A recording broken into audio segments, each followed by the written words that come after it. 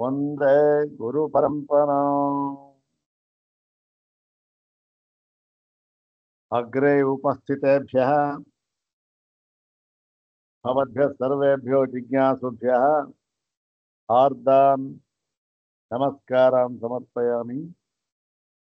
ब्रह्मसूत्र शांकर भाष्ये तृतीयाध्याये प्रथमे पादे सप्तभिः सूत्रैरुपनिबद्धे अस्मिन् प्रथमे तदंतर प्रतिपत्त्यधिकरणे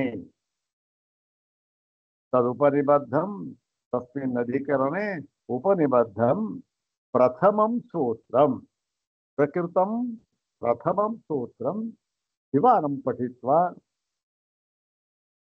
मास्तु इदानीं तदुपनिबद्धं तस्मिन् उपनिबद्धं द्वितीयं सूत्रं प्रथमं सूत्रं समाप्तं तदुपनिबद्धं द्वितीयं सूत्रं द्विवारं पठित्वा सूत्रार्थं तद्भाष्यभागं च यथाचार्यानुग्रहं इदानीं विचारयामः।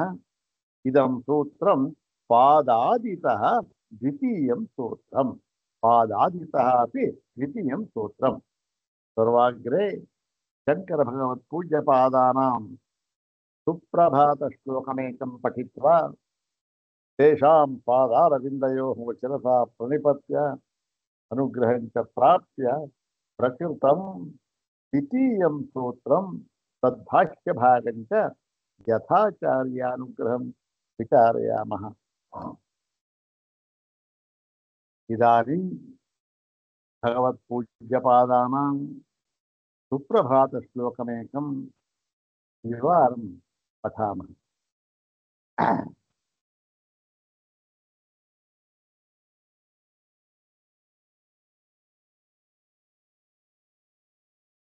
वेदान्तवाक्यमखिलं हि विचारयन्तः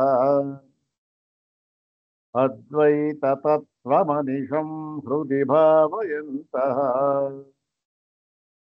तच्छिष्यवन्दितबुधात् पुरतो लसन्ति हे संयमीन्द्रपुरुषङ्करसुप्रभातम्। वेदान्तवाक्यमखिलं हि विचारयन्तः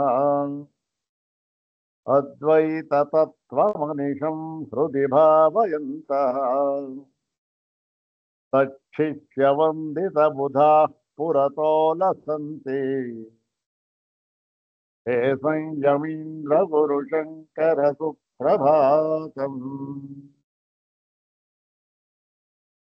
अथ श्रीमच्छंकर भगवतः कृतौ शारीरकमीमांसा भाष्ये तृतीये साधनाध्याये प्रथमे पादे प्रथमद्वितीयं सप्तसूत्रात्मकं तदंतर प्रतिपत्त्यधिकरणम् क्षम्यतां प्रथमं सप्तसूत्रात्मकं तदंतर प्रतिपत्त्यधिकरणम् द्वितीयं सूत्रं परन्तु अधिकरणं तु प्रथमम् अधिकरणं सप्तसूत्रात्मकं प्रथमम् अधिकरणं तदंतर प्रतिपत्त्यधिकरणम्। अस्मिन् अधिकरणे उपनिबद्धानि सर्वाणि सूत्राणि सर्वाणि सप्तसूत्राणि एकवारं पठामः। ओम तदंतर प्रतिपत्तनिरूपणाभ्याम् ओम त्र्यात्मकत्वात्तु भूयस्वात् ओम प्राणगतेश्च ओम विगतिश्रुतेरितिचेन्न भाक्तत्वात् ओम प्रथमे श्रवणादितिचेन्न तायेव श्रुतपत्तेः ओम अश्रुतत्वादितिचेन्नेष्टाधिकारिणां प्रतीतेः ओम भाग ಓಂ ಭಾಕ್ತಂವಾನಾತ್ಮವಿತ್ವಾತ್ ತಥಾ ಹಿ ದರ್ಶಯತಿ. ಇಮಾನಿ ಸಪ್ತಸೂತ್ರಾಣಿ ತಸ್ಮಿನ್ ಅಧಿಕರಣೆ ತದಂತರ ಪ್ರತಿಪತ್ಯಧಿಕರಣೆ ಉಪನಿಬದ್ಧಾನಿ. ಇದಾನೀಂ ತಸ್ಮಿನ್ ಅಧಿಕರಣೆ ದ್ವಿತೀಯಂ ಸೂತ್ರಂ ವಿಚಾರಯಾಮಃ. ಓಂ ತ್ರ್ಯಾತ್ಮಕತ್ವಾಸ್ತು ಭೂಯತ್ವಾತ್. ಓಂ ತ್ರ್ಯಾತ್ಮಕತ್ವಾಸ್ತು ಭೂಯಸ್ವಾತ್.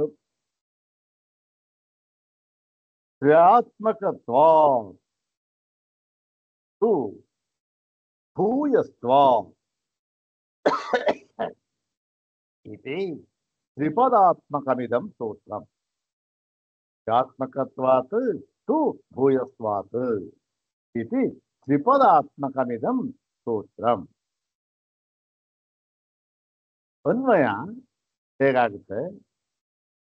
ಇದರ ಒಂದು ಪದಾರ್ಥ ಏನಾಗುತ್ತೆ? ತ್ರ್ಯಾತ್ಮಕತ್ವಾತ್ ಅಂದ್ರೆ ತ್ರ್ಯಾತ್ಮಕತ್ವವಿರುವುದರಿಂದ ತ್ರ್ಯಾತ್ಮಕತ್ವದ ದೆಸೆಯಿಂದ ಭೂಯಸ್ವಾತ್ ಅಂದ್ರೆ ಆಧಿಕ್ಯವಿರುವುದರಿಂದ ಅಷ್ಟೇ. ತು ಆದರೆ ತ್ರ್ಯಾತ್ಮಕತ್ವದ ಜೊತೆಯಿಂದ ಭೂಯಸ್ವಾತ್ ಅಂದ್ರೆ ಆಧಿಕ್ಯ ಬಾಹುಳ್ಯದ ದೆಸೆಯಿಂದ. ಏನ್ ಹಾಗಂದ್ರೆ ಅಂತಂದ್ರೆ ನೋಡಿ, ಇಲ್ಲಿ ಸ್ವಲ್ಪ ಸಂದರ್ಭವನ್ನು ನೋಡ್ಬೇಕು. ಏನು ಸಂದರ್ಭ ಇಲ್ಲಿ ನೋಡಿ? ಇದು ಈ ಜೀವನ ಗತಿಯನ್ನು ಹೇಳ್ತಾ ಇದ್ದಾರೆ. ಜೀವನ ಗತಿ ಇದನ್ನು ಯಾವುದನ್ನು ಆಧಾರವಾಗಿಟ್ಕೊಂಡು ಹೇಳ್ತಾ ಇದ್ದಾರೆ? ಈ ಒಂದು ಪಂಚಾಗ್ನಿ ಉಪಾಸಕ, ಪಂಚಾಗ್ನಿ ವಿದ್ಯೆಯನ್ನು ಮಾಡಿರ್ತಕ್ಕಂಥ, ಪಂಚಾಗ್ನಿಯನ್ನು ಉಪಾಸನೆ ಮಾಡಿರ್ತಕ್ಕಂಥವನು, ಆ ಪಂಚಾಗ್ನಿಯನ್ನು ಉಪಾಸನೆ ಮಾಡಿರ್ತಕ್ಕಂಥವನು ಅವನ ದೇಹವನ್ನು ಬಿಟ್ಟಾಗ ಅವನು ಹೇಗೆ ಹೋಗ್ತಾನೆ, ಯಾರ ಜೊತೆ ಹೋಗ್ತಾನೆ, ಏನ್ ತಗೊಂಡು ಹೋಗ್ತಾನೆ, ಎಲ್ಲಿ ಹೋಗ್ತಾನೆ, ಇದನ್ನ ವಿಚಾರ ಮಾಡ್ತಾ ಇದ್ದ. ಈ ಸಂದರ್ಭದಲ್ಲಿ ಜೀವನ ಗತಿಯನ್ನು ವಿಚಾರ ಮಾಡ್ತಾ ಇದ್ದಾರೆ. ಏನ್ ಹೇಳಿದ್ರು ಹಿಂದಿನ ಸೂತ್ರದಲ್ಲಿ ನೋಡಿ, ತದಂತರ ಪ್ರತಿಪತ್ತೌ ಬ್ರಹ್ಮತಿ ಸಂಪರಿಷ್ವಕ್ತ ಪ್ರಶ್ನ ನಿರೂಪಣಾಭ್ಯಾಂ ಅಂತ ಹೇಳ್ಬಿಟ್ರು. ಏನು? ದೇಹಾಂತರ ಪ್ರತಿಪತ್ತೌ ಅಂದ್ರೆ ಈ ದೇಹ ಬಿಟ್ಟ ಇನ್ನೊಂದು ದೇಹ ಹೋಗ್ತಾ ಇದ್ದಾನೆ. ಆವಾಗ ಹೇಗೆ ಹೋಗ್ತಾನೆ? ಕಥಂ ಗಚ್ಚತಿ ಅಂತಂದ್ರೆ ಸಂಪರಿಷ್ವಕ್ತದ್ ಗಚ್ಚತಿ. ಬ್ರಹ್ಮತಿ ಸಂಪರಿಷ್ವಕ್ತ ಬ್ರಹ್ಮತಿ ಅಂದ್ರೆ ಏನು? ಸಂಪರಿಷ್ವಕ್ತನಾಗಿ ಕೂಡಿಕೊಂಡು ಅದರ ಜೊತೆ, ಯಾವುದರ ಜೊತೆ ಅಂತ ಹೇಳಿದ್ರು? ಭೂತ ಮಾತ್ರೆಗಳ ಜೊತೆ ಅಂತ ಹೇಳಿದ್ರು.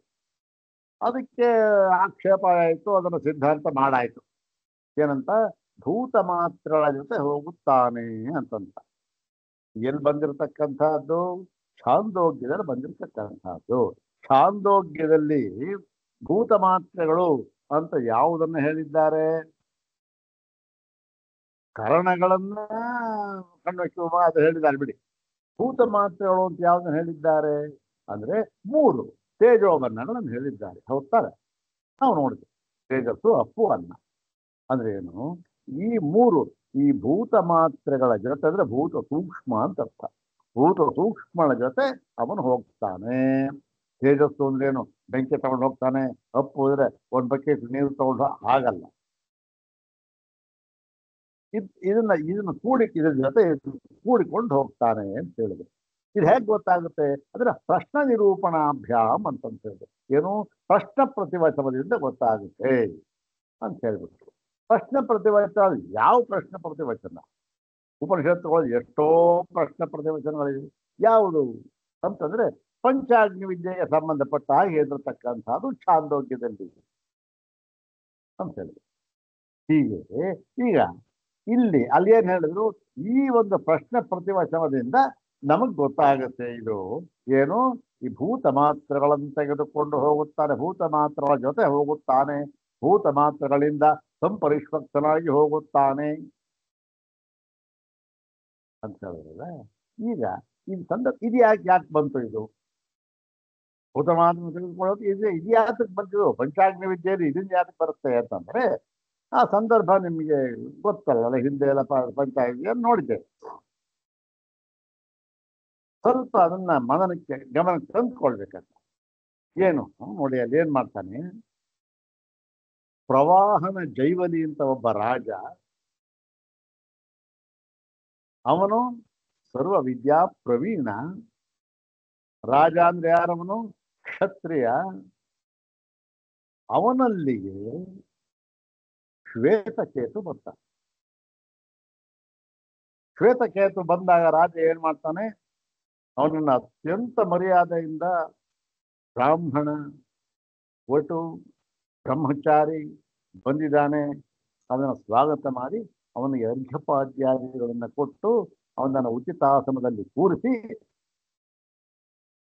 ಅವನನ್ನ ಕುಶಲ ಪ್ರಶ್ನೆ ಕೇಳ್ತಾನೆ. ಏನು ಅಪಿ ಕುಶಲಂ ಭವತಾಂ, ಅಪ್ಪ ನಿನ್ನೆಲ್ಲ ಕುಶಲವಾಗಿದೆಯಾ, ನಿಮ್ಮ ತಂದೆ ಕುಶಲವಾಗಿದೆ ಎಲ್ಲ ಕೇಳ್ತಾನೆ. ರಾಜ ಅವನು ಕೇಳಬೇಕಾದ್ದು ಕರ್ತವ್ಯ, ಕೇಳ್ತಾನೆ. ಏನಾದ್ರು ಉತ್ತರ ಹೇಳ್ತಾನೆ. ಆಮೇಲಿಂದ ಅವನೇನ್ ಹೇಳ್ತಾನೆ, ಓಹೋ ನೀನು ನೋಡಿದ್ರೆ ಒಳ್ಳೆ ಬ್ರಹ್ಮಚಾರಿ, ಒಳ್ಳೆ ತೇಜಸ್ಸಿನಿಂದ ಕೂಡಿದ್ದೀಯೇ, ಏನಪ್ಪ ನೀನು ನಿನ್ನ ತಂದೆಯಿಂದ ಅನುಶಿಷ್ಟನಾಗಿ ಬಂದಿದ್ದೀಯಾ ಅಂತ ಕೇಳ್ತಾನೆ. ಏನು? ನಿನ್ನ ತಂದೆಯಿಂದ ಅನುಶಿಷ್ಟನಾಗಿದ್ದೇನು? ಎಲ್ಲವನ್ನು ನಿಮ್ಮ ತಂದೆಯಿಂದ ಕಲ್ತ್ಕೊಂಡು ಅಂತ ನಮ್ಮ ಅಲೌಕಿಕ ಭಾಷೆ ಬಂದಿದೀಯಾ, ಎಲ್ಲ ಕಲ್ತ್ಕೊಂಡು ಬಂದಿದ್ದೀಯಾ ಅಂತ. ಇವನು ಹೇಳ್ತಾನೆ, ಹೌದು, ಅವನ ತಂದೆಯಿಂದ ಅವನು ಅಧ್ಯಯನ ಮಾಡಿದ್ದ, ಅಷ್ಟು ವರ್ಷ ಎಲ್ಲವನ್ನು ಕಲ್ತಿದ್ದ, 4 ವೇದಗಳು, ವೇದಾಂಗ ಎಲ್ಲ ಗೊತ್ತಿತ್ತು ಅವನಿಗೆ. ಎಲ್ಲ ಗೊತ್ತು ನಮಗೆ, ನಮ್ಮ ತಂದೆ ನನ್ನನ್ನ ಅನುಶಾಸನ ಮಾಡಿದ್ದಾನೆ ಅಂತ ಹೇಳ್ಬಿಟ್ಟ. ಸರಿಯಪ್ಪ, ಹಾಗಾದ್ರೆ ನಾನು ನಿನಗೆ ಒಂದು 5 ಪ್ರಶ್ನೆ ಕೇಳ್ತೇನೆ, ನೀನು ಉತ್ತರ ಹೇಳ್ತೀಯಾ ಅಂತ ಹೇಳ್ದ. ಇವನೇನ್ ಹೇಳ್ದ, ಶ್ವೇತಕೇತುಗೆ ಯಾವಾಗಲೂ ಸ್ವಲ್ಪ ಜಂಬ ಜಾಸ್ತಿ. ಅವನು ಮುಂಚೆ ಗುರುಪಸಕ್ತಿಯನ್ನು ಮಾಡಿ ಬಂದಾಗಲೂ ಅವನು ಜಂಬ ತೋರಿಸ್ತಾನೆ ಅಲ್ವಾ, ಅದಿರ್ಲಿ. ಈಗ ಏನ್ ಮಾಡುತ್ತೆ, ಎಲ್ಲ ನನಗೆ ಗೊತ್ತು ಅಂತ ಹೇಳ್ದ. ಆಗ ಏನ್ ಮಾಡ್ತಾನ ಅವನು, ಆ ರಾಜ ಅವನಿಗೆ 5 ಪ್ರಶ್ನೆ ಕೇಳ್ತಾನೆ. ಅದು ಈಗ ಚೆನ್ನಾಗಿ ಗೊತ್ತಿದೆ. ಏನು? ಪ್ರಜೆಗಳು, ಅದೇ ಜನಗಳು, ಮನುಷ್ಯರು ಇಲ್ಲಿಂದ ಮೇಲಕ್ಕೆ ಹೇಗೆ ಹೋಗ್ತಾರೆ? ಮೇಲಕ್ಕೆ ಅಂದ್ರೆ ಲೋಕಾಂತರಕ್ಕೆ ಅಂತ ಅರ್ಥ. ಇದನ್ನ ಬಿಟ್ಟು ಲೋಕಾಂತರಕ್ಕೆ ಹೇಗೆ ಹೋಗ್ತಾರೆ? ಇವನ್ ಕೇಳ್ತಾನೆ, ಗೊತ್ತೇನಪ್ಪ ಅಂತಾನೆ. ಇವನೇನ್ ಮಾಡ್ತಾನೆ, ಅಯ್ಯಯ್ಯೋ ಏನು ಗೊತ್ತಿಲ್ಲ ಮಹಾರಾಜ ಅಂತ. ಮತ್ತೆ ಆಯ್ತು, ಮತ್ತೆ ಅಲ್ಲಿ ಹೋಗ್ತಾರಲ್ಲ, ಮತ್ತೆ ಹೇಗೆ ಹಿಂದಿರುಗ್ತಾರೆ ಅವರು? ಗೊತ್ತಿಲ್ಲ ಮಹಾರಾಜ. 3ನೇ ಪ್ರಶ್ನೆ, ಅವ್ರು ಹೋಗ್ತಾರಲ್ಲ ಮಾರ್ಗ, ಅದು ಯಾವುದದು? ದೇವಯಾನ ಮತ್ತೆ ಪಿತೃಯಾನ. ಯಾಣ ಅಂತ ಹೇಳೋಣ, ದೇವಯಾನ, ಪಿತೃಯಾನ. ಯಾಕೆ ರಕಾರ ಇದೆಯಲ್ಲ, ಪಿತೃಯಾನಗಳ ಈ ವ್ಯಾವರ್ತನೆ ಅಂದ್ರೆ ಪುನರಾವರ್ತನೆ ಆಗಿ ಹೋಗ್ತಾ ಹೋಗ್ತಾ ಬರ್ತಾ ಇದ್ರೆ ಅದನ್ನ ಬಲ್ಲೆಯ ಅಂತ ಕೇಳ್ತಾರೆ. ಅದು ಗೊತ್ತೇನಪ್ಪ ನಿಮಗೆ? ಹೇಗೆ ಹೋಗ್ತಾನೆ? ದೇವಯಾನದಲ್ಲಿ ಯಾವಾಗ, ಪಿತೃಯಾನದಲ್ಲಿ ಯಾವಾಗ, ದೇವಯಾನದಲ್ಲಿ ಎಲ್ಲಿ ಹೋಗ್ತಾನೆ, ಪಿತೃಯಾನದಲ್ಲಿ ಎಲ್ಲಿ ಹೋಗ್ತಾನೆ, ಅಲ್ಲಿ ಎಲ್ಲಿ ಎಷ್ಟು ಕೆಪ್ತಾನೆ, ಹೇಗೆ ಬರ್ತಾನೆ ಗೊತ್ತೇನ? ಇಲ್ಲ ಮಹಾರಾಜ. ಮತ್ತು ಆ ಲೋಕ ಇದೆಯಲ್ಲ, ಎಲ್ಲಿಗೂ ಹೋಗ್ತಾ ಇದೆ, ಏನು ಮಾಡ್ತಾರೆ, ಅಲ್ಲಿ ಯಾವ್ದು ಲೋಕಕ್ಕೆ ಹೋಗ್ತಾರೆ. ಈ ಲೋಕಕ್ಕೆ ಹೋಗ್ಬಿಟ್ರೆ ಅಲ್ಲಿ ಎಷ್ಟು ಜನ ಹೋಗ್ತಾರೆ? ಬೇಕಾದಷ್ಟು ಜನ ಹೋಗ್ತಾರೆ. ಆದ್ರೆ ಎಷ್ಟು ಜನ ಹೋದ್ರು ಕೂಡ ಆ ಲೋಕ ಇದೆಯಲ್ಲ, ಅದು ಯಾವ್ದಾದ್ರು ಇರ್ಬೋದು ಲೋಕ, ಅದು ಪೂರ್ಣವಾಗೋದೇ ಇಲ್ಲ. ತುಂಬ ಹೋಯ್ತಪ್ಪ, ಹೌಸ್ಫುಲ್ ಅಂತ ಹೇಳಿ ಯಾವತ್ತೂ ನೋಡಿ ಹಾಕೋದಿಲ್ಲ. ಹಾಗೆ ಈ ಲೋಕ ಯಾವತ್ತೂ ಕೂಡ ಸಂಪೂರ್ಣವಾಗೋದೇ ಇಲ್ವಲ್ಲ, ಇದು ಹೇಗೆ? ಗೊತ್ತಿಲ್ಲ ರಾಜ. ಕೊನೆಯ ಪ್ರಶ್ನೆ ಕೇಳ್ತಾನೆ. ಇದು ಪ್ರಕೃತ. ಇಲ್ಲಿಗೆ 5ನೆಯ ಆಹುತಿಯಲ್ಲಿ, ಎಲ್ಲಿ? ಪಂಚಾಗ್ನಿ ವಿದ್ಯೆಯಲ್ಲಿ 5ನೆಯ ಆಹುತಿಯಲ್ಲಿ ತ್ರಿಲೋಕ, ಪರ್ಜನ್ಯ ಇದೆಯಲ್ಲ. ಪುರುಷ ಯೋಷಿತ್ತು. ಇಲ್ಲಿ ಯೋಷಿತ್ ಅಂದ್ರೆ ಯಾವುದು? ಅದು 5ನೇ ಆಹುತಿ. ಸ್ತ್ರೀ 5ನೆಯ ಆಹುತಿಯಲ್ಲಿ ಅಪ್ಪು ಪುರುಷ ವಚಸ್ಸಾಗುವುದು ಹೇಗೆ ಅಂತಾನೆ. ಅದೇ ಇಲ್ಲಿ ಬಂದಿರತಕ್ಕಂಥ ಮಾಹಿತಿ. ಯಾವುದದು? 5ನೆಯ ಆಹುತಿಯಲ್ಲಿ ಅಪ್ಪು ಪುರುಷ ವಚಸ್ಸಾಗುವುದು ಹೇಗೆ? ಪುರುಷ ವಚಸ್ಸು ಅಂದ್ರೆ ಏನು? ಪುರುಷ ವಚಸ್ಸು ಅಂದ್ರೆ ಏನಿಲ್ಲ, ಪುರುಷ ಎಂಬ ಪದಕ್ಕೆ ವಾಚ್ಯವಾಗಿರ್ತಕ್ಕಂಥದ್ದು ಪುರುಷ ಅಂತ ಅಷ್ಟೇ. ಪುರುಷನಾಗೋದು ಹೇಗೆ? ಅಪ್ಪು ಪುರುಷನಾಗ ಹೇಗೆ? ಅಪ್ಪು ಅಂದ್ರೆ ಏನು ಗೊತ್ತಿಲ್ಲ ಅಂತ. ಏನಪ್ಪ 5 ಪ್ರಶ್ನೆ ಗೊತ್ತಿಲ್ಲ ಅಂದೆಲ್ಲ, ಏನೋ ನೀನು ಅನುಶಾಸನೆ ಮಾಡಿದಾನೆ ಅಂತ ಹೇಳ್ತೀಯ. ಆಯ್ತು ಬಿಡು, ಏನೋ ಬಂದಿದೀಯಾ, ಊಟ ಮಾಡ್ಕೊಂಡು ಹೋಗಪ್ಪ ಅಂತ ಹೇಳ್ತಾನೆ. ಇವನು ಅವಮಾನ ಆಗ್ಬಿಡುತ್ತೆ. ಮನೆ ಹೋಗ್ತಾನೆ, ತಂದೆ ಹೇಳ್ತಾನೆ, ತಂದೆ ತನಗೂ ಗೊತ್ತಿಲ್ಲ ಅಂತಾನೆ. ಆಮೇಲೆ ಇಬ್ರು ಬರ್ತಾರೆ ಅವನ ಹತ್ರ. ಯಾರ ಹತ್ರ? ರಾಜನ ಹತ್ರ. ರಾಜನ ಹತ್ರ ಬಂದು ಕೇಳ್ತಾರೆ, ರಾಜ ನೀನೇ ಉತ್ತರ ಹೇಳ್ಬೇಕಿದಕ್ಕೆ ಅಂತ ಹೇಳ್ತಾನೆ. ಆವಾಗ ರಾಜ ಏನ್ ಮಾಡ್ತಾನೆ? ಆವಾಗ ಹೇಳ್ತಾನೆ, ಸ್ವಾಮಿ ಕ್ಷಮಿಸ್ಬೇಕು, ನಾನು ಈ ಉತ್ತರವನ್ನ ಹೇಳೋದಕ್ಕೆ ಆಗೋದಿಲ್ಲ. ಇದು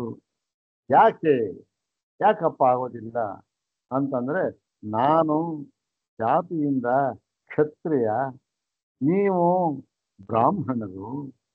ಕ್ಷತ್ರಿಯನು ಬ್ರಾಹ್ಮಣನಿಗೆ ಅನುಶಾಸನೆ ಮಾಡತಕ್ಕಂಥದ್ದು ಅಂತಕ್ಕಂಥದ್ದು ಶಾಸ್ತ್ರದಲ್ಲಿ ನಿಷಿದ್ಧವಾಗಿದೆ. ನೋಡಿ, ಇವೆಲ್ಲ ನಾವು ಇವಾಗೆಲ್ಲ ಹೇಳೋಕ್ಕಾಗ, ಯಾಕೆ ನಿಷಿದ್ಧ, ಹೇಗೆ ನಿಷಿದ್ಧ ಅವೆಲ್ಲ ಯಾರು ವಿಚಾರ ಮಾಡೋದಿಲ್ಲ. ಸುಮ್ಮನೆ ಇದನ್ನ ಮಾತ್ರ ಹೇಳ್ಬಿಡ್ತಾರೆ ಅಷ್ಟೇ.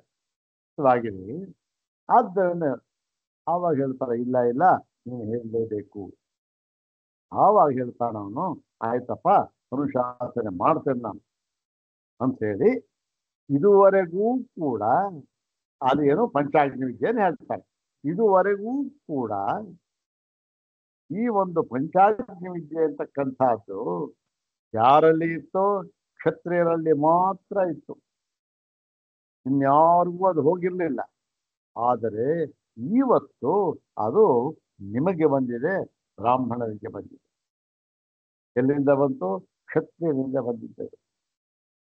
ಹೀಗಾಗಿ ಪರವಾಗಿಲ್ಲ, ಇನ್ನು ಮುಂದೆ ಇದನ್ನು ನೀವು ಮಾಡ್ಕೊಂಡು ಹೋಗಿ, ಪಂಚಾಗ್ನಿ ವಿದ್ಯೆ ಉಪಾಸನೆ ಮಾಡ್ಕೊಂಡು ಹೋಗಿ ಅಂತ ಹೇಳಿ ಅವನಿಗೆ ಹೇಳ್ತಾನೆ. ಅಲ್ಲಿ ನೋಡಿ, ಆ ಒಂದು ಪ್ರಶ್ನೆ ಕೇಳ್ತಾನಲ್ಲ, ಯಾವ್ದದು?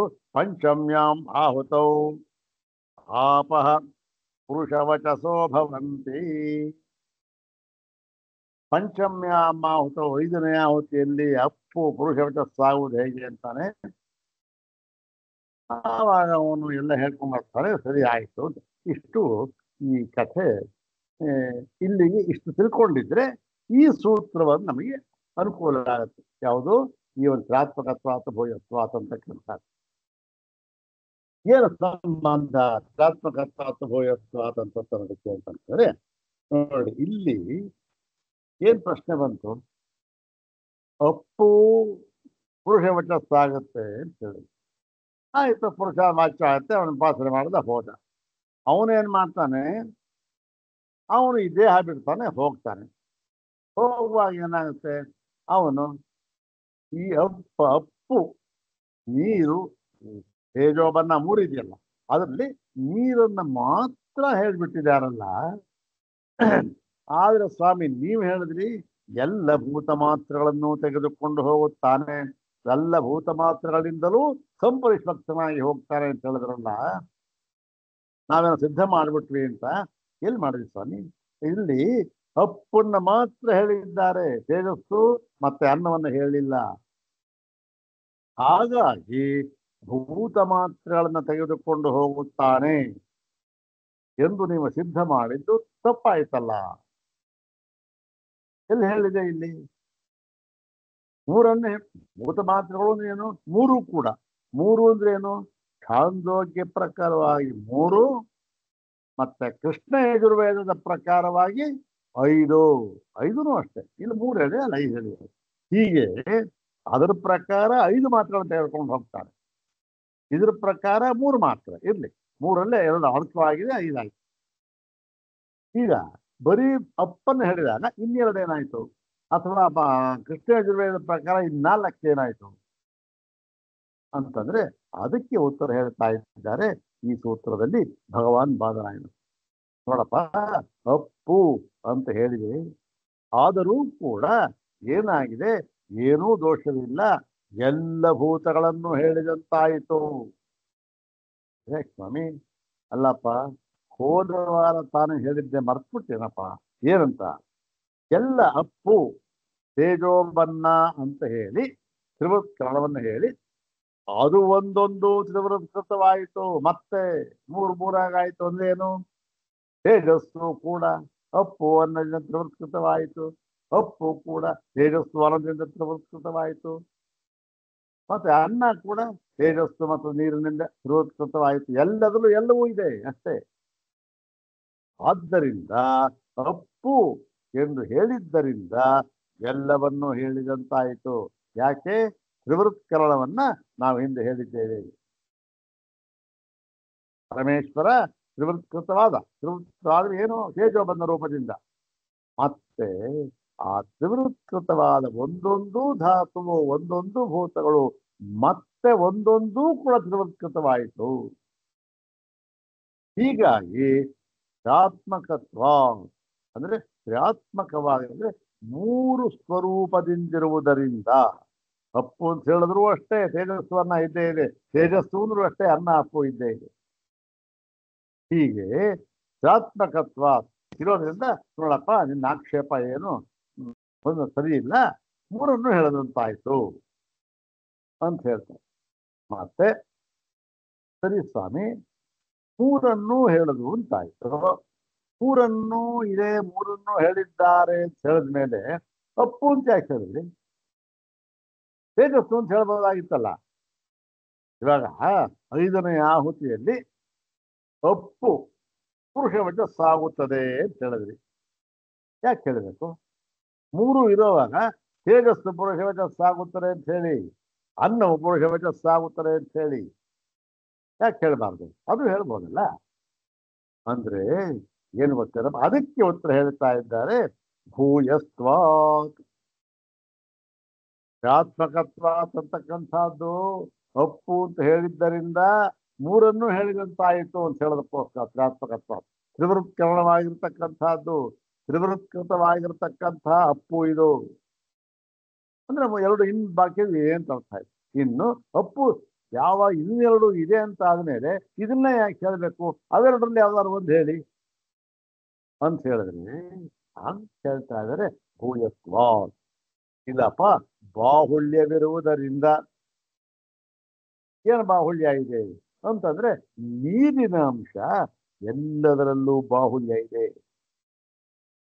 ಯಾಕೆ? 5ನೇ ಆಹುತಿಯಲ್ಲಿ ಏನ್ ಮಾಡ್ತಾನೆ? ಅಷ್ಟಿಂದ 4 ಆಹುತಿಯಲ್ಲಿ ಹೇಳಿರ್ತಾರಲ್ಲ, ಆ 4 ಆಹುತಿಯಲ್ಲಿ ಹೇಳಿ ಆ 4 ಆಹುತಿಗಳಲ್ಲಿ ಅಪ್ಪು ಹೇಗೆ ಪ್ರಧಾನವಾಗಿದೆ ಅಂತಕ್ಕಂಥದ್ದನ್ನು ಹೇಳಿ, ನಾನು ಇದೆ ಆದ್ರೆ ಅಪ್ಪು ಪ್ರಧಾನವಾಗಿದೆ, ಜಾಸ್ತಿ ಇದೆ, ನೀರಿನಂಶ ಜಾಸ್ತಿ ಇದೆ. ಮತ್ತು ಕೊನೆಯಲ್ಲಿ ಆ ರೇತಸ್ಸು ಅಂತಕ್ಕಂಥದ್ದು, ಅದರಲ್ಲಿ ನೀರಿನ ಅಂಶ ಜಾಸ್ತಿ ಇದೆ. ಅದನ್ನ ಆಹುತಿ ಹೋಮ ಮಾಡ್ತಾನೆ. ಎಲ್ಲಿ? ಯೋಷಿತ್ತೆಂಬ ಅಗ್ನಿಯಲ್ಲಿ. ಮತ್ತೆ ಅದಕ್ಕೆ ಸಮಿತ್ತು ಅಂಗಾರ ಎಲ್ಲ ಹೇಳಿದಾರಲ್ಲ, ಪಂಚಾಂಗ ಹೇಳಿದೆ. ಇದನ್ನೆಲ್ಲ ಕೂಡಿಕೊಂಡು ಅವಳಲ್ಲಿ ಹೋಮ ಮಾಡಿ ಅದರಿಂದ ಏನ್ ಮಾಡ್ತಾನೆ ಇವನು? ಈ ಒಂದು ಸಂತಾನ ಪ್ರಾಪ್ತಿಯನ್ನು ಪಡಿತಾನೆ. ಹಾಗೆ ಹೇಳಿರುವುದಕ್ಕೆ ಎಲ್ಲ ಕಡೆಯಲ್ಲಿಯೂ ಕೂಡ ನೀರಿನ ಅಂಶ ಜಾಸ್ತಿ ಇರುತ್ತೆ. ತೇಜಸ್ಸಿನಲ್ಲಿಯೂ ಇದೆ, ಅಲ್ಲಿಯೂ ಕೂಡ ನೀರಿನ ಅಂಶ. ಆದರೆ ಇಲ್ಲಿ ನೀರಿನ ಅಂಶ ಜಾಸ್ತಿ ಇರುವುದರಿಂದ ಏನಾಗಿದೆ? ಅಪ್ಪು ಅಂತ ಹೇಳಿದ್ದಾರೆ. ಅಷ್ಟೇ ಹೊತ್ತು ಕ್ರಿಯಾತ್ಮಕತ್ವಾತ್ ಭೂಯತ್ವಾತ್ ಇಷ್ಟೂ ಕೂಡ ಇಲ್ಲಿ ಅಡಕವಾಗಿರ್ತಕ್ಕಂಥ ವಿಚಾರ. ಇಲ್ಲಿ ಬರೀ ಸೂತ್ರ ಓದು ನಮ್ಗೆ ಏನು ಗೊತ್ತೆ? ಏನು ಗೊತ್ತೆ? ಏನು ಕ್ರಿಯಾತ್ಮಕತ್ವ ಅಥವಾ ಭೂಯತ್ವ? ಯಾವ ಕ್ರಿಯಾತ್ಮಕತ್ವ, ಯಾವ ಭೂಯತ್ವ? ಸ್ವಲ್ಪ ಇದು ಈ ಭೂಮಿಕೆ ಅಂತಕ್ಕಂಥದ್ದು ಬೇಕೇ ಬೇಕು. ಅದಕ್ಕಾಗಿ ಹೇಳಿದ್ದೆ. ಈಗ ನಮಗೆ ಅನ್ವಯ ಅರ್ಥ ಆಗುತ್ತೆ. ಏನಾಗುತ್ತೆ? ತ್ರ್ಯಾತ್ಮಕತ್ವಾತ್ ಇದು ತು ಆದರೆ ಅಂದ್ರೆ ನಾವು ಆಕ್ಷೇಪ ಏನ್ ಸ್ವಾಮಿ ಬರೀ ಎಫ್ ಹೇಳ್ಬಿಟ್ರಲ್ಲ ಇನ್ನೆರಡಲ್ಲಿ ಅಂತ ಹೇಳಿದ್ನಲ್ಲ ಅದಕ್ಕೆ ಆದರೆ ನೋಡಪ್ಪ ಆದರೆ ತ್ರ್ಯಾತ್ಮಕತ್ವಾತ್ ತೇಜೋಬನ್ನಾನಾಂ ಭೂತಮಾತ್ರಾಣಾಂ ಗ್ರಹಣಂ ವಿವಕ್ಷಿತಾಂ ಇಷ್ಟು ಕೂಡ ಇದು ತ್ರ್ಯಾತ್ಮಕತ್ವಾತ್ ಅಂದ್ರೆ ಮೂರಾಗಿ ಇರುವುದರಿಂದ ತೇಜೋಬನ್ನಾನಾಂ ಭೂತಮಾನ ತೇಜಸ್ಸು ಅಪ್ಪು ಅನ್ನ ಅಪ್ಪು ಅಂತ ಹೇಳಿದ್ರು ಕೂಡ ಇದು ತ್ರ್ಯಾತ್ಮಕವಾಗಿ ತ್ರಿವೃತ್ಕೃತವಾಗಿದೆ. ಆದ್ದರಿಂದ ತೇಜೋಬನ್ನ ಭೂತ ಮಾತ್ರಗಳನ್ನೂ ಕೂಡ ಇಲ್ಲಿ ಹೇಳಿದಂತಾಗಿದೆ, ತೆಗೆದಬೇಕು, ಅದನ್ನು ತೆಗೆದುಕೊಳ್ಬೇಕು. ಮತ್ತು ಅಪ್ಪಂತ ಯಾಕೆ ಹೇಳಿದ್ದಾರೆ, ಆಪಹ ಅಂತ ಯಾಕೆ ಹೇಳಿದ್ದಾರೆ, ಅಪ್ಶಬ್ದವನ್ನು ಯಾಕೆ ಹೇಳಿದ್ದಾರೆ ಅಂತಂದ್ರೆ ಭೂಯಸ್ವಾತ್ ಅಂತ ಎರಡನೇದು. ಭೂಯಸ್ವಾತ್ ಅಪ್ಶಬ್ದ ಗ್ರಹಣಂ. ಇಷ್ಟು ಏನು ಇದು ಏನಾಯ್ತು, ಈ ಒಂದು ಸೂತ್ರಕ್ಕೆ ತ್ರಿವೃತ್ಕೃತವಾಗಿರುವುದರಿಂದ ಅಪ್ಶಬ್ದದಿಂದ ಮೂರು ಭೂತ ಮಾತ್ರಗಳನ್ನು ಹೇಳಿದೆ. ಮತ್ತೆ ಅಪ್ಪಿನ ಆಧಿಕ್ಯವಿರುವುದರಿಂದ ಅಪ್ಶಬ್ದದಿಂದ ಹೇಳಿದ. ಹೀಗೆ ಇದು ಅರ್ಥ ಆಯ್ತು. ಈಗ ಈ ಒಂದು ಭಾಷೆ ಇದು ಒಂದು ಪೀಠಿಕೆನೇ ಜಾಸ್ತಿ ಆಯ್ತು. ಇಲ್ಲಿ ಪೀಠಿಕೆ ಹಿಂದೆ ಇದ್ರೆ ಏನು ಗೊತ್ತಾಗಲ್ಲ ನಿಮಗೆ, ಏನು ಗೊತ್ತಾಗಲ್ಲ. ನಾನು ಉದಾಹೃತಾಭ್ಯಾಮ್ ಇದನ್ನ ಇವಾಗ ನಮ್ಗೆ ಈ ಸ್ವಲ್ಪ ಗೊತ್ತಾಗಿದೆ ಅಲ್ಲ, ಇದನ್ನ ಆಚಾರ್ಯ ಹೇಳ್ತಾ ಇದ್ದಾರೆ. ಇದು ಗೊತ್ತಾಗಿದೆ ಯಾವುದು, ನಮಗೆ ಹೇಗೆ ಗೊತ್ತಾಯ್ತು, ಆಗಿದ್ದು ಭಾಷೆ ಹಿಂದೆ. ಹೌದ್ ತಾನೆ, ಭಾಷೆ ಹಿಂದೆ ಹೋಗ್ಬಿಟ್ಟಿದ್ರೆ ಇದನ್ನ ನಾವು ಹೇಗೆ ನಾವು ಅನ್ವಯ ಮಾಡೋಕ್ಕಾಗ್ತಾ ಇತ್ತು, ಯಾವ್ದನ್ನ ಸೇರಿಸ್ಕೋಕ್ಕಾಗ್ತಾ ಇತ್ತು, ಏನು ಸಾಧ್ಯವಾಗ್ತಾ ಇತ್ತು. ಹೌದ್ ತಾನೆ. ನೋಡಿ, ನಾನು ಉದಾಹೃತಾಭ್ಯಾಮ್ ಪ್ರಶ್ನ ಪ್ರತಿವಚನಾಭ್ಯಾಮ್ ಕೇವಲಾಭಿ ಅದ್ಭಿ ಸಂಪರಿಷ್ಕೃತೋರಮತಿ ಇತಿ ಪ್ರಾಪ್ನೋತಿ. ಈಗ ಸರಿಯಾಗಿ ನಮ್ಗೆ ಅರ್ಥ ಆಗುತ್ತೆ. ನೋಡಿ, ಉದಾಹೃತ ಈ ಉದಾಹರಣೆ ಕೊಟ್ಟೆ, ಪ್ರಶ್ನ ಪ್ರತಿವಚನಾಭ್ಯಾಮ್ ಸಂಹತಿ ಸಂಪರಿಷ್ಕೃತ ಪ್ರಶ್ನ ನಿರೂಪಣಾಭ್ಯಾಮ್ ಅಂತಿದೆ. ನಿರೂಪಣಾಭ್ಯಾಮ್ ಅಂದ್ರೆ ಪ್ರತಿವಚನಾಭ್ಯಾಮ್, ಪ್ರಶ್ನ ಪ್ರತಿವಚನಾಭ್ಯಾಮ್ ಅಂತ. ಈ ಪ್ರಶ್ನ ಪ್ರತಿವಚನೆಯಿಂದ ಏನಾಗಿದೆ, ಆಪಹ ಪುರುಷವಚಸೋ ಭವಂತಿ ಅಂತ ಇದೆ. ಅಲ್ಲಿ ಆಪ ಅಂತ ಇದೆ. ಅದರಿಂದ ಏನಾಯ್ತು, ನೀರಿನಿಂದ ಮಾತ್ರ ಕೂಡ್ಕೊಂಡು ಹೋಗ್ತಾನೆ ಎಂತಾಯ್ತು, ಹೀಗಂತ ಬಂತಲ್ಲ. ಅದ್ಭಿ ಕೇವಲಾಭಿ ಅದ್ಭಿ, ಕೇವಲ ನೀರಿನಿಂದ ಮಾತ್ರ ಸಂಪರಿಸಕ್ತನಾಗಿ ಕೂಡಿಕೊಂಡು ಹೋಗ್ತಾನೆ ಅಂತ ಆಯ್ತಲ್ಲ. ಅಂದ್ರೆ ಯಾಕೆ, ಅಪ್ಶಬ್ದ ಶ್ರವಣ ಸಾಮರ್ಥ್ಯ ಅಂದ್ರೆ ಅಪ್ಶಬ್ದ ಅಂತ ಹೇಳಿದ್ದಾರಲ್ಲ ಅದಕ್ಕೆ, ಅದರಿಂದ ಆ ಸಾಮರ್ಥ್ಯನೇ. ತತ್ರ ಹೀಗಿರೋವಾಗ ತತ್ರ ಕಥಂ ಸಾಮಾನ್ಯೇನ ಪ್ರತಿಜ್ಞಾಯತೆ ಸರ್ವೈರೇವ ಭೂತ ಸೂಕ್ಷ್ಮ ಸಂಪರಿಷ್ಕೃತೋರಮ್ಮತಿ ಇತಿ. ಹೀಗಿರೋವಾಗ ಹೇಗೆ ಹೇಳ್ತೀರಿ ಸ್ವಾಮಿ ನೀವು, ಸಮಾನವಾಗಿ ಎಲ್ಲ ಭೂತ ಸೂಕ್ಷ್ಮಗಳನ್ನು ಕೂಡ ತೆಗೆದುಕೊಂಡು, ಅಂದ್ರೆ 3 5 ತೆಗೆದುಕೊಂಡು ಹೋಗ್ತಾನೆ, ಅದರಿಂದ ಕೂಡಿಕೊಂಡು ಹೋಗ್ತಾನೆ ಅಂತ ಹೇಗೆ ಸ್ವಾಮಿ ಅಂದ್ರೆ, ಅದಕ್ಕೆ ನೋಡಿ, ಆತಃ ಉತ್ತರಂ ಪಠತಿ ಭಗವಾನ್ ಬಾದರಾಯಣ. ಅದಕ್ಕೋಸ್ಕರ ಉತ್ತರವನ್ನು ಹೇಳ್ತಾ ಇದ್ದಾರೆ ಭಗವಾನ್ ಬಾದರಾಯಣ.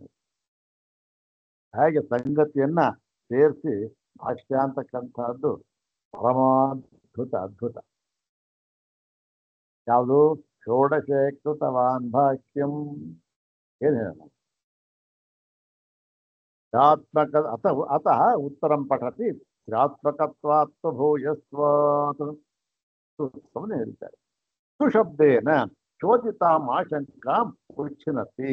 ಸುಶಬ್ದದಿಂದ ನೀ ಹೇಳಿದ್ಯಲ್ಲಪ್ಪ ಆಶಂಕ, ನೀ ಹಾಕಿದ್ಯಲ್ಲ ಆಶಂಕೆ, ಅದನ್ನ ತೆಗೆದು ಹಾಕಲಾಗಿದೆ. ಹೇಳಿದ್ಯಲ್ಲ ಶಂಕೆ, ಹೇಗ್ರಿ ಅಪ್ಪು ಅಂತ ಒಂದು ಹೇಳ್ಬಿಟ್ಟಿದ್ದಾರೆ, ಇನ್ನೆರಡಲ್ಲಿ ಹೇಳಿಲ್ಲ, ಆದ್ದರಿಂದ ಕೇವಲ ನೀರನ್ನು ಅಪ್ಪ ತೆಗೆದುಕೊಂಡು ಹೋಗ್ತಾನೆ, ಅಪ್ಪು ಭೂತ ಮಾತ್ರೆಯನ್ನು ಮಾತ್ರ ತೆಗೆದುಕೊಂಡು ಹೋಗ್ತಾನೆ ಅಂತ. ಅದಕ್ಕೆ ಈ ಒಂದು ಪರಿಹಾರ ಮಾಡ್ತಾರೆ. ಯಾವುದು, ತ್ರ್ಯಾತ್ಮಿಕಾಹಿ ಆಪಹ. ನೋಡಪ್ಪ, ಅಪ್ಪು ನೀರೊಂದು ಏನು, ತ್ರ್ಯಾತ್ಮಿಕ ಅಂದ್ರೆ ತ್ರಿವೃತ್ಕೃತವಾಗಿರತಕ್ಕಂಥದ್ದು. ಅಂದ್ರೇನು, ತೇಜಸ್ಸು ಅನ್ನಗಳಿಂದಲೂ ಕೂಡ ಕೂಡಿಕೊಂಡಿರತಕ್ಕಂಥದ್ದು. ಹೇಗೆ ಗೊತ್ತಾಗುತ್ತೆ? ತ್ರಿವೃತ್ಕರಣ ಶ್ರುತೆ ಛಾಂದೋಗ್ಯ ನೋಡಪ್ಪ ಮೊಟ್ಟ ಮೊದಲೇ ಇದಿದೆ. ಏನು ತೇಜೋಬಂಧಗಳು ತ್ರಿವೃತ್ಕರಣ ಆ ಒಂದು ಪ್ರಸಂಗದಲ್ಲಿ ಇದನ್ನು ಮೊಟ್ಟ ಮೊದಲು ಹೇಳಿದ್ದಾರೆ. ಪರಮಾತ್ಮನಿಂದ ಇದು ತ್ರಿವೃತ್ಕೃತವಾಯಿತು ತೇಜೋಬಂಧ ರೂಪದಿಂದ ಅಂತೇಳಿ. ಮತ್ತೂ ಕೂಡ ಅವು ಕೂಡ ಒಂದೊಂದು ಕೂಡ ಪುನಃ ತ್ರಿವೃತ್ಕೃತವಾಯಿತು. ತ್ರಿವೃತ್ಕ ತೇಜೋಬಂಧ ಅಪ್ಪು ಎರಡು ಕೂಡ್ಕೊಳ್ತು ಹೀಗೆ. ತಾಸು ಆರಂಭಿಕಾಸು ಅಭ್ಯುಪಗತಾಸು ಇತರತಪಿ ಭೂತದ್ವಯಂ ಅವಶ್ಯಂ ಅಭ್ಯುಪಗಂತವ್ಯಂ ಭವತಿ. ಈಗ ಆರಂಭಿಕಾಸು ಅಭ್ಯುಪಗತಾಸು, ಈಗ ಅದರಲ್ಲಿ ಯಾವುದು ಯಾವುದರಿಂದ ಪ್ರಾರಂಭವಾಗುತ್ತೋ ಅದನ್ನ ತಿಳಿದರೆ ಏನಾಗುತ್ತೆ? ಇತರದಪಿ ಭೂತದ್ವಯಂ, ಇನ್ನು ಎರಡಿದಿಲ್ಲ ಭೂತದ್ವಯ, ಅದನ್ನೂ ಕೂಡ ಅವಶ್ಯಂ ಅಭ್ಯುಪಗಂತವ್ಯ ಭವತಿ, ಅದನ್ನೂ ಕೂಡ ತಿಳಿಯಲ್ಪಟ್ಟಂತೆ ಆಗುತ್ತದೆ. ಆದ್ದರಿಂದ ಅದನ್ನು ತಿಳಿಯಬೇಕು. ಹೇಗಾಗಿ ತಿಳಿಬೇಕು ಅಭ್ಯುಪಗಂತ. ಹೇಗೆ ಅಂದ್ರೆ ಚಾತ್ಮಕಷ್ಟ ದೇಹ. ಈ ದೇಹ ಏನು? ಇದು ಕೂಡ ಚಾತ್ಮಕ. ಯಾಕೆ? ಪಂಚಭೂತಾತ್ಮಕವಾದದ್ದು. ಯಾವುದನ್ನ ತೈತ್ರಿಯ ಪ್ರಕಾರ ಇದರಲ್ಲಿ ಭೂತತ್ರಯಾತ್ಮಕವಾದದ್ದು ಇದು. ಯಾವುದು? ದೇಹ. ಮತ್ತು ತ್ರಯಾಣಮಪಿ ತೇಜೋಬಂಧಾನಾಂ ತಸ್ಮಿನ್ ಕಾರ್ಯೋಪಲಬ್ಧೇ. ಏನು? ಈ ತೇಜೋಬಂಧಗಳು, ತೇಜೋಬಂಧ ಇದೆಯಲ್ಲ, ಅದು ಮೂರೂ ಕೂಡ ತಸ್ಮಿನ್ ಅದರಲ್ಲಿ ಆ ಕಾರ್ಯದಲ್ಲಿ ನಮಗೆ ಕಾಣುತ್ತೆ. ಯಾವುದರಲ್ಲಿ? ಆ ದೇಹ ಅಂತಕ್ಕಂಥ ಮೂರು ಕೂಡ ಇದೆ. ಪುನಶ್ಚಾತ್ಮಕ ತ್ರಿಧಾತುತ್ವಾತ್ ತ್ರಿಭಿ ವಾತಪಿತ್ತ ಶ್ಲೇಷ್ಮಭಿ. ಮತ್ತೆ ಆ ಒಂದು ನೀರು ಅಂತಕ್ಕಂಥ ಅದರಲ್ಲಿ ಆ ನೀರು ಅಂತ ಮೂರು ಇದೆ. ಅದು ಕೂಡ ಏನಾಯ್ತು? ತ್ರಿವೃತ್ಕೃತವಾಗಿ ದೇಹದಲ್ಲಿ ಮೂರು ಧಾತುಗಳಿಂದ ಕೂಡಿಕೊಂಡು ವಾತ, ಪಿತ್ತ ಮತ್ತೆ ಕಫ. ವಾತ, ಪಿತ್ತ, ಶ್ಲೇಷ್ಮ ಅಂದ್ರೆ ಕಫ. ಈ ಮೂರಾಗಿ ತ್ರಿಧಾತು. ಇವತ್ತು ಕೂಡ ಆಯುರ್ವೇದದಲ್ಲಿ ಈ ಧಾತು ಸಾಮ್ಯ ಅಂತಕ್ಕಂಥದ್ದು ಆರೋಗ್ಯದ ದೃಷ್ಟಿಯಿಂದ ಬಹಳ ಬಹಳ ಮುಖ್ಯವಾದದ್ದು. ಯಾವನ ದೇಹದಲ್ಲಿ ಈ ವಾತ, ಪಿತ್ತ, ಕಫ ಅಂತಕ್ಕಂಥದ್ದು ಸಮನಾಗಿ ಇರುತ್ತೋ ಅವನಿಗೆ ರೋಗ ಅಂತಕ್ಕಂಥದ್ದು ಇರೋದೇ ಇಲ್ಲ. ನಮಗೆ ಬರ್ತದೆ ಯಾಕೆ? ಏನು ಅದು ಬಂತು, ಇದು ಬಂತು, ಆ ನೋವು, ಈ ನೋವು, ಜ್ವರ, ಇದು ಏನೋ ಬರ್ತದೆ. ಎಲ್ಲವೂ ಕೂಡ ಧಾತು ವೈಷಮ್ಯದಿಂದ ಬರ್ತಕ್ಕಂಥದ್ದು. ಅಂದ್ರೆ ಧಾತುಗಳು ಬ್ಯಾಲೆನ್ಸ್ ಆಗಿರೋದಿಲ್ಲ. ಆದ್ದರಿಂದ ಏನೇನೋ ಆಗುತ್ತೆ. ಅದರ ಪರಿಣಾಮ ಮಾತ್ರ ಅನೇಕ. ಒಂದು ಧಾತು ಯಾವುದು ಸ್ವಲ್ಪ ಅದು ಏರುಪೇರಾದ್ರೆ ಅದರ ಪರಿಣಾಮ ಏನು? ಅದರ ಪರಿಣಾಮ ಒಂದ ಎರಡ? ಕೈ ನೋವು, ಕಾಲು ನೋವು, ಜ್ವರ ಬಂತು, ಮೂಗು ನೋವಾಯ್ತು, ಕಿವಿ ಕೇಳಲ್ಲ, ಕಣ್ ಕಾಣಲ್ಲ, ಏನು ಸಾವಿರಾರು. ಮತ್ತು ದಶ ಭೂತಾಂತರಾಣಿ ಪ್ರತ್ಯಾಖ್ಯಾಯ ಕೇವಲಾಭಿ ಅದ್ಭಿ ಆರಬ್ಧಂ ಶಕ್ಯತೆ. ಹೀಗಿರುವಾಗ ಭೂತಾಂತರಾಣಿ ಬೇರೆಯ ಭೂತಗಳನ್ನ ತೆಗೆದುಹಾಕಿ ಕೇವಲ ಅದ್ಭಿ ಅಪ್ ಧಾತುವಿನಿಂದ ಮಾತ್ರ ಈ ದೇಹ ಆರಂಭವಾಗಿದೆ ಎನ್ನುವುದು ಸಾಧ್ಯವೇ ಇಲ್ಲ. ಯಾಕೆ? ಎಲ್ಲವೂ ಕೂಡ ಮೂರಾಗಿದೆ. ವಾತ, ಪಿತ್ತ, ಶ್ಲೇಷ್ಮ ಇರಬೇಕು, ಕಫ ಅದ್ಯಾವ್ದಾಗಿರ್ಬೇಕು? ಅಪ್ ಇರ್ಬೇಕು. ಅಪ್ ಏನಾಗಿರ್ಬೇಕು? ತೇಜೋಬಂಧ ಕೊಟ್ಟಿರ್ಬೇಕು. ಎಲ್ಲರೂ ತ್ರಿವೃತ್ಕರಣವಾಗಿರ್ಬೇಕು ಅಷ್ಟೇ. ಮತ್ತು ತಸ್ಮಾತ್ ಭೂಯಸ್ವಾಪೇಕ್ಷೋಯಂ ಆಪಹ ಪುರುಷವಚಸಃ. ಹೀಗೆ ಇಲ್ಲಿ ಏನಾಗಿದೆ?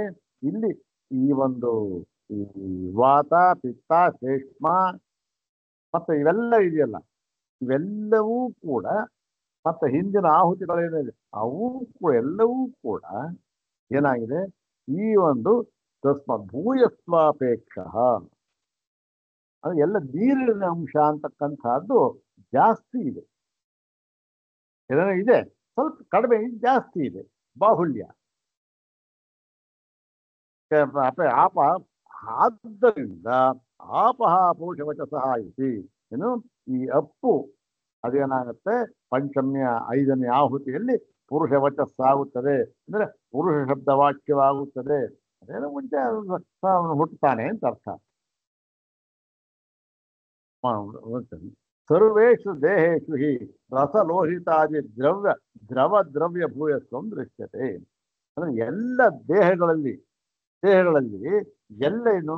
ರಸ, ಲೋಹಿತ ಮುಂತಾದ ದ್ರವ ದ್ರವ್ಯ ಏನು ರಕ್ತ, ಇವು ಮತ್ತೆ ಮಜ್ಜೆ, ಇವೆಲ್ಲ ಏನಿವೆಲ್ಲ ಇವೆಲ್ಲ ಏನು ದ್ರವ್ಯ ಭೂ ಇದು ಈ ಲೋಹಿತ ರಸಲೋಹಿತ್ವ ರಸಭೂಯತ್ವ ಅಂದ್ರೇನು ನೀರಿನ ಅಂಶ ಅಂತಕ್ಕಂಥದ್ದು ಜಾಸ್ತಿ ಇರತಕ್ಕಂಥ ನಮಗೆ ಗೊತ್ತಾಗುತ್ತೆ. ನಾನು ಪಾರ್ಥಿವೋ ಧಾತು ಭೂಯಿಷ್ಠೋ ದೇಹೇಶು ಉಪಲಕ್ಷ್ಯತೆ ಅಲ್ಲ ಸ್ವಾಮಿ, ಹೀಗಂದ್ರಲ್ಲ ಈಗ ಒಂದು ದೇಹದಲ್ಲಿ ಪಾರ್ಥಿವ ಶರೀರ ಅಂತಾರೆ. ಪಾರ್ಥಿವ ಶರೀರ ಅಂದ್ರೇನು? ಪೃಥ್ವಿಯಿಂದ ಬಂದಿದ್ದು ಅಂತ. ಹಾಗಾದ್ರೆ ಪೃಥ್ವಿ ಧಾತು ಜಾಸ್ತಿ ಇರ್ಬೇಕಲ್ಲ, ನೀವು ನೀರು ಅಂತ ಹೇಳ್ಬಿಟ್ರಲ್ಲ ಅಂದ್ರೆ ಅದಕ್ಕೆ ಹೇಳ್ತಾರೆ ನೈಷ ದೋಷ. ಏನು ದೋಷ ಇಲ್ಲಪ್ಪ ಅಂದ್ರೆ ಇತರಾಪೇಕ್ಷೆಯ ಅಪಿ ಅಪಾಂಬಾಹುಲ್ಯಂ ಭವಿಷ್ಯತಿ. ಮತ್ತು ಈಗೇನು ಇಲ್ಲ, ಇತರಾಪೇಕ್ಷಾಯಾಮ್ ಅಂದ್ರೆ ಬೇರೆಯ 4 ಧಾತುಗಳ ಅಥವಾ ಬೇರೆ 2 ಧಾತುಗಳ ಅಪೇಕ್ಷೆಯಿಂದಲೂ ಕೂಡ ಈ ನೀರಿನ ಒಂದು ಬಾಹುಲ್ಯ ಅಂತಕ್ಕಂಥದ್ದು ಇರಲೇಬೇಕು. ಹೇಗೆ ಅಂದ್ರೆ ದೃಶ್ಯತೆ ಚ ಶುಕ್ಲ ಶೋಣಿತ ಲಕ್ಷಣೇಪಿ ದೇಹ ಬೀಜೆ ದ್ರವ ಬಾಹುಲ್ಯಂ. ಏನೋ ಪಾರ್ಥಿವ ಶರೀರ ಅಂತ ಹೇಳ್ಬಿಟ್ಟೆ, ಆದರೆ ಇಲ್ಲಿ ಈ ಒಂದು ಪಾರ್ಥಿವ ಶರೀರ ಎಲ್ಲಿ ಅವನು ಹೋಮ ಮಾಡ್ತಾನೆ? ಆ ಒಂದು ಯೋಷಿತ್ನಲ್ಲಿ ಅಂದ್ರೆ ಸ್ತ್ರೀಯಲ್ಲಿ ಹೋಮ ಮಾಡ್ತಾನೆ. ಯಾವುದನ್ನು ಹೋಮ ಮಾಡ್ತಾನೆ? ಆ ಒಂದು ರೇತಸ್ಸು ಅಂತಕ್ಕಂಥದ್ದು ಹೋಮ ಮಾಡ್ತಾನೆ. ಆ ರೇತಸ್ಸು ಅಂತ ಹೋಮ ಮಾಡಿದಾಗ ಏನಾಗುತ್ತೆ? ಅದ್ರಲ್ಲಿ ಶೋಣಿತ ಅಂತಕ್ಕಂಥ ಎಲ್ಲ ಇದ್ರದ್ದು ಬರ್ತ ಆ ಉತ್ಪತ್ತಿ ಅದೇನ ಅಲ್ಲಿಂದ ಗರ್ಭವಾಗುತ್ತೆ. ದೇಹ ಬೀಜ ದೇಹಕ್ಕೆ ಕಾರಣವಾಗಿರ್ತಕ್ಕಂಥದ್ದು. ಎಲ್ಲ ಕಡೆಯಲ್ಲಿಯೂ ಕೂಡ ಏನಾಗಿದೆ? ದ್ರವ ಬಾಹುಲ್ಯಂ ದೃಶ್ಯತೆ. ನೀರಿನ ಅಂಶ ಜಾಸ್ತಿ ಇರತಕ್ಕಂಥದ್ದು ನಮಗೆ ಗೊತ್ತಾಗುತ್ತೆ. ಶೋಣಿತ ಪ್ರತಿಯೊಂದರಲ್ಲೂ ಅಷ್ಟೇ. ಕರ್ಮಚ ನಿಮಿತ್ತ ಕಾರಣಂ ದೇಹಾಂತರ ಆರಂಭೆ. ಮತ್ತು ಪುರುಷ ಮತ್ತು ಸಾಯ್ತು ದೇಹ ಪಡ್ಕೊಂಡು. ಎಂಥ ದೇಹ ಅಂತಂದ್ರೆ ಇದು ಅವನ ಕರ್ಮಕ್ಕೆ ಅನುಗುಣವಾಗಿ ದೇಹ ಅಂತ ಬೇರೆ ದೇಶ ಪಡ್ಕೊಳ್ತಕ್ಕಂಥದ್ದು ಅವನ ಕರ್ಮಕ್ಕೆ ಅನುಗುಣವಾಗಿ. ಕರ್ಮಾಣಿಚ ಅಗ್ನಿಹೋತ್ರಾದೀನಿ ಸೋಮಾಜ್ಯ ಪಯ ಪ್ರವೃತ್ತಿ ದ್ರವ್ಯ ವ್ಯಪಾಸಯಾನಿ. ಮತ್ತೆ ಈ ಕರ್ಮ ಅಂತಂದ್ರೆ ಏನು? ಈ ಕರ್ಮಗಳು ಕೂಡ ಕರ್ಮ ಅಂದ್ರೆ ಅಗ್ನಿಹೋತ್ರ, ಈ ವೈದಿಕ ಕರ್ಮವನ್ನು ಹೇಳ್ತಾರಷ್ಟೇ, ಲೌಕಿಕ ಕರ್ಮ ಅಲ್ಲ. ಅಗ್ನಿಹೋತ್ರ ಅಂದ್ರೇನು? ಅಲ್ಲಿಯೂ ಕೂಡ ಸೋಮ, ಆಜ್ಯ, ನೀರು ಮುಂತಾದನ್ನೆಲ್ಲ ಏನು? ಅದು ದ್ರವ್ಯಗಳು. ಹೋಮ ಮಾಡುವಾಗ ದ್ರವ್ಯಗಳು, ನಾವು ದ್ರವ್ಯ ಉಪಯೋಗಿಸ್ತಕ್ಕಂಥದ್ದು ಇವೆಲ್ಲ ಏನಾಗಿದೆ? ಇವೆಲ್ಲವೂ ಕೂಡ ನೀರಿನ ಅಂಶವೇ. ಸೋಮ ಆಗಲಿ, ಆಜ್ಯ ಆಗಲಿ, ಹಾಲಾಗಲಿ, ಹೋಮ ಮಾಡುವಾಗ ಹಾಲು ಹಾಕ್ತಾ ಆದ್ರೂ ಕೂಡ ನೀರಿನ ಅಂಶ ಜಾಸ್ತಿ ಇರುತ್ತೆ. ಕರ್ಮ ಸಮವಾಯಿನ್ಯಶ್ಚ ಆಪಃ ಶ್ರದ್ಧಾ ಶಬ್ದೋದಿತಾ ಸಹ ಕರ್ಮಭಿ ದ್ಯುಲೋಕಾಖ್ಯೆ ಅಗ್ನೌ ಹೂಯಂತೆ. ಇದು ಪಂಚಾಗ್ನಿ ಹೌದಾನೆ. ದ್ಯುಲೋಕ, ಪರ್ಜನ್ಯ, ಪುರುಷ, ಯೋಚಿತ್ತು ಇದೆಯಲ್ಲ. ಮತ್ತು ಇಲ್ಲಿ ಇದು ಮೊಟ್ಟ ಮೊದಲನೆಯ ಇದು ಆಹುತಿ. ಇದು ಆಪಹ ಶ್ರದ್ಧ ಶಬ್ದೋದಿತಾ. ಇಲ್ಲಿ ಶ್ರದ್ಧಾ ಎಂಬ ಶಬ್ದದಿಂದ ನೀರನ್ನೇ ಹೇಳಿದ್ದಾರೆ. ಶ್ರದ್ಧಾ ಎಂಬ ಆಹುತಿಯಿಂದ ಅಂತ ಹೇಳಿದ್ದಾರಲ್ಲ ಮೊದಲನೇ ಆಹುತಿಯಲ್ಲಿ, ಎರಡನೇ ಆಹುತಿಯಲ್ಲಿ ಅದನ್ನ ಈ ಒಂದು ಶ್ರದ್ಧಾ ನೀರು ಅಂತ ಅರ್ಥ, ಆ ಅರ್ಥದಲ್ಲಿ ಪ್ರಯೋಗ ಮಾಡಿದ್ದಾರೆ. ಮಾಡಿ ಅದನ್ನ ದ್ಯುಲೋಕ ಎಂಬ ಅಗ್ನಿಯಲ್ಲಿ ಹೋಮ ಮಾಡಿದ್ದಾರೆ, ಹೋಮ ಮಾಡುತ್ತಾನೆ ಅಂತ ಪಂಚಾಗ್ನಿ ಹೋಗ್ತಾನೆ. ಈ ಇದೆ ಪಂಚಾಗ್ನಿಗಳು ಅದ್ರಲ್ಲಿ ಹೋಮ ಮಾಡ್ತಾನೆ. ಶಾಂತವಾಗಿದೆ ಹೋಗಿ. ತಸ್ಮಾದಪಿ ಅಪಾಂಬಾಹುಜ ಸಿದ್ಧಿ. ಈ ಕಾರಣದಿಂದಲೂ ಕೂಡ ನೀರಿಗೆ ಪ್ರಾಧಾನ್ಯವನ್ನು ಹೇಳಿದಂತಾಯಿತು. ನೀರಿಗೆ ಪ್ರಧಾನ ಅಂತಕ್ಕಂಥದ್ದು ಎಲ್ಲ ಕಡೆ ಪ್ರಸಿದ್ಧವಾಗಿದೆ. ಅಗ್ನಿಹೋತ್ರ ತಗೊಳ್ಳಿ, ಪ್ರಸಿದ್ಧವಾಗಿದೆ. ಪಂಚಾಗ್ನಿಯಲ್ಲಿ 5ನೇ ಆಹುತಿ ಪ್ರಸಿದ್ಧವಾಗಿದೆ. ಮತ್ತೆ ಈ ಜಾತಕ ದೇಹ ಪ್ರಸಿದ್ಧವಾಗಿದೆ. ನೀರಿನ ಅಂಶ ಎಷ್ಟಿದೆ ನಮ್ಮ ದೇಹದಲ್ಲಿ? ನೀರಿನ ಅಂಶನೇ ನೋಡಿ 80% ನೀರಿನಂಶ ಇದೆ ಅಂತ ಹೇಳ್ತಾರೆ. ಬಾಕಿ ಬಿಡಿ, ಬೇರೆ ಸಾಲಿದ್ದಂಥ ಘನೀಭೂತವಾಗಿರ್ತಕ್ಕಂಥದ್ದು 20 ಅಂಶ ಅಷ್ಟೇ. ನೀರಿನ ಅಂಶ 80% ಇದೆ. ಈ ಎಲ್ಲದರಲ್ಲೂ ಕೂಡ ತಸ್ಮಾತ್ ಅಪಾಂ ಬಾಹುಲ್ಯ ಸಿದ್ಧಿರಿ. ನೀರಿನ ಅಂಶ ಅಂತಕ್ಕಂಥ ಬಾಹುಲ್ಯ ಅಂತಕ್ಕಂಥದ್ದು ಪ್ರಸಿದ್ಧಿಯಾಗಿದೆ. ಬಾಹುಲ್ಯಾಚ ಅಪ್ಶಬ್ದೇನ ಸರ್ವೇಷಾಮೇವ ದೇಹ ಬೀಜಾನಾಂ ಭೂತ ಸೂಕ್ಷ್ಮಾನಾಂ ಉಪಾದಾನಂ ನಿರವಚನ. ಹೀಗೆ ಅಪ್ಶಬ್ದದ ಬಾಹುಲ್ಯವಿರುವುದರಿಂದ ಏನಾಗಿದೆ, ಸರ್ವೇಷಾಮೇವ ದೇಹ ಬೀಜಾನಾಂ ಭೂತ ಸೂಕ್ಷ್ಮಾನಾಂ. ದೇಹ ಬೀಜ, ಈ ದೇಹಕ್ಕೆ ಕಾರಣವಾಗಿರತಕ್ಕಂತಹ, ಈ ಶರೀರಕ್ಕೆ ಕಾರಣವಾಗಿರ್ತಕ್ಕಂತಹದ್ದು ಯಾವುದದು? ತೇಜಸ್ಸು ಅನ್ನ ಎರಡೂ ಕೂಡ ತ್ರಿವತ್ಕರಣದಲ್ಲಿ ಮತ್ತೆ ಪಂಚೀಕರಣದಲ್ಲಿ 5 ಧಾತುಗಳು. 5 ಧಾತುಗಳು. ಧಾತು ಅಂದ್ರೆ ಭೂತ ಅಂದ್ರೆ ಒಂದೇ. 5 ಭೂತಗಳು ಏನಾಗುತ್ತೆ? ಅದು ಈ ಒಂದು ಅಪ್ಶಬ್ದದ ಬಾಹುಲ್ಯವಿರುವುದರಿಂದ ಏನಾಗಿದೆ, ಎಲ್ಲ ಭೂತ ಸೂಕ್ಷ್ಮಗಳನ್ನು ಅಲ್ಲಿ 4, ಇಲ್ಲಿ 2 ಅದನ್ನೂ ಕೂಡ ತೆಗೆದುಕೊಂಡರೂ ಕೂಡ ಅದು ಇದು ಇರಲೇಬೇಕದು. ಇದ್ದರೂ ಕೂಡ ಈ ಬಾಹುಲ್ಯ ಇರೋದ್ರಿಂದ ಅಪ್ಪು ಅಂತ ಹೇಳಿ ಆಪಹ ಪುರುಷ ವಚಸೋ ಭವಂತಿ ಅಂತ ಹೇಳಿದ್ದಾರೆ ಅಂತ ಹೇಳಿ, ಈ ಒಂದು ಹೀಗೆ ಈ ಅಪ್ಶಬ್ದ ಅಪ್ಪು ಅಂತ ಹೇಳಿದ್ದರಿಂದ ನಾವೇನ್ ಮಾಡ್ಬೇಕು?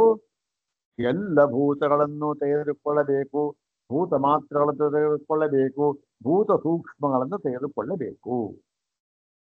ಅಪ್ಪು ಅಂತ ಹೇಳಿದ್ರಿಂದ 5 ಕೂಡ 5ಅನ್ನೂ ಕೂಡ ಸೇರಿಸು, ಇನ್ನು 4 ಸೇರಿಸ್ಕೋಬೇಕು ತಗೊಳ್ಳಿ. ಹಾಗೆ ಅದು ಇತಿ ನಿರವಧ್ಯ. ಇದು ನಿಶ್ಚಯವಾಯ್ತು ಅಂತ ಹೇಳಿ ಆ ಒಂದು ಸೂತ್ರವನ್ನು ಹೇಳ್ತಾರೆ. ಮುಂದಿನ ಸೂತ್ರ ಅದನ್ನ ಮುಂದಿನ ಭಾಗದಲ್ಲಿ ನೋಡೋಣ. ಓಂ ಶಾಂತಿ ಶಾಂತಿ ಶಾಂತಿ. ಓಂ ತತ್ಸತ್.